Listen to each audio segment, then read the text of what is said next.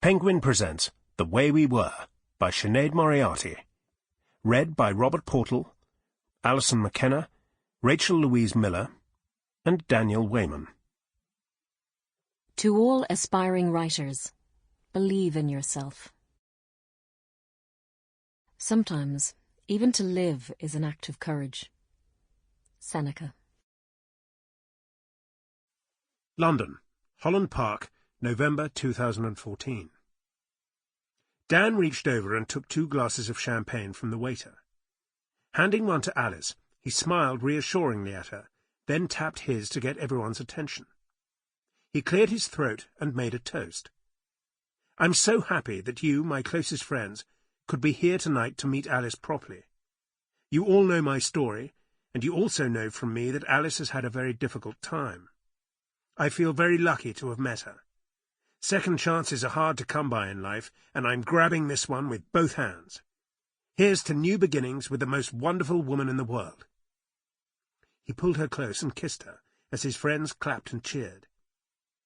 Alice glanced over at Jules and Holly, who were standing in the corner with Dan's daughter Stella.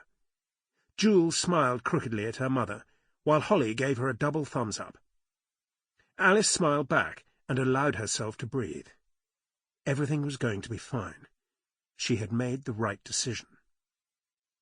Alice leaned into Dan and said, "Thank you for everything. For saving me and making me see that I could be happy again." She stopped as her voice quivered. Dan kissed her hand.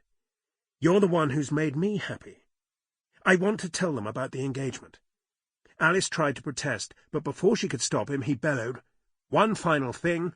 I've asked Alice to marry me." The room went silent. Clearly, Dan's friends had not been expecting this. But then someone began to clap, and everyone joined in. Alice frowned.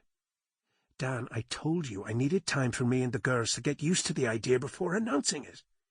"Relax, darling. I told the girls when they arrived that I was going to announce it tonight. They told me to go ahead." Dan beamed. Before Alice could say anything else, there was a quiet cough at Dan's elbow, and the event organizer shot him an apologetic smile. "Excuse me. So sorry to interrupt, but I'd just like to check when you wish the food to be served, Mr. Penfold." Dan kissed Alice once more, then headed towards the kitchen. Alice's brother Kevin came over to her. Squeezing her hand, he said, "Calm down. It's going to come out soon anyway." "I know, but I don't like surprises. I'm worried about the girls." "They're fine. They really like Dan. Alice, smile. You're going to scare the guests." Alice laughed, letting go of the tension in her stomach. "You're right. I guess I'm still getting used to the idea of marrying someone else." "You deserve to be happy. He's a good man. You have to look forward now." Alice's eyes filled with tears. "Thanks, Kevin. You've been brilliant. I really do love Dan, and like he said, I'm going to take this second chance and embrace it." "Good for you," he said. "If only his brother was gay, I could get seriously used to this." He waved his hand around at the plush furnishings and enormous chandeliers. "Your prince will come," Alice teased him. "When? I'm not getting any younger. Older gay men are not in demand, especially the ones with no money." "If it can happen to me, it can happen to you." Alice kissed her brother's cheek. "By the way, you should probably say something, Alice. I overheard one of Dan's friends mutter that he hoped Dan was doing the right thing. They all seem nice enough, but I'd say the idea of him taking on a widow and 2 kids has raised a few eyebrows." Alice sighed. She and Dan had kept to themselves during their whirlwind romance, so she didn't know his friends, but she did want them to like her. There were about 20 people gathered in the room, and she was doing her best to talk to each one. They seemed very nice, but it was all a bit intimidating.